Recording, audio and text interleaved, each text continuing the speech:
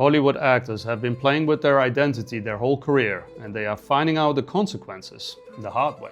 Heath Ledger, that we all know from the movie The Dark Knight, that played the Joker role, locked himself in a hotel room for 6 weeks in order to submerge in the role that he was playing.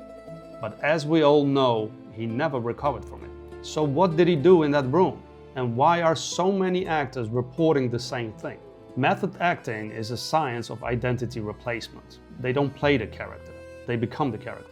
And the brain literally stopped knowing the difference. And Hollywood has a long list of casualties that found out the hard way. Heath Ledger is one of them, but Marlon Brando, Joaquin Phoenix, that played a killer, we have Jim Carrey that played Man on the Moon, they all said the same thing: I couldn't find my way back. But here is what the scientists discovered.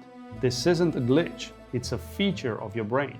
There is a secret that neuroscientists recently found out, and they are not teaching you this at school. Your brain cannot tell the difference between playing a role and being yourself. Every time you repeat a behavior, a posture, a thought, your brain literally starts to rewire. And method actors have discovered this by accident decades before scientists did. Now the big question is, what happens when you use this on purpose? Well, the people you admire, the successful ones, the magnetic ones, they didn't discover who they were. They engineered it. They played a role so long, so consistently that the brain accepted it as reality. They became the character that they always wanted to be. And I'm going to show you exactly how to do this in 3 steps. Step 1, define the person you want to become.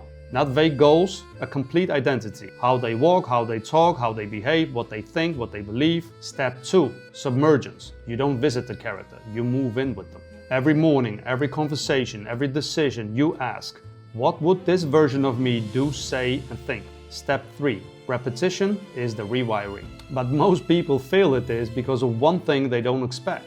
The old identity fights back. Your comfort zone identity will pull you back into being your old self. Your nervous system is wired for familiarity. The moment you start acting like your upgraded self, your brain sends out an alarm. This is not you, please stop.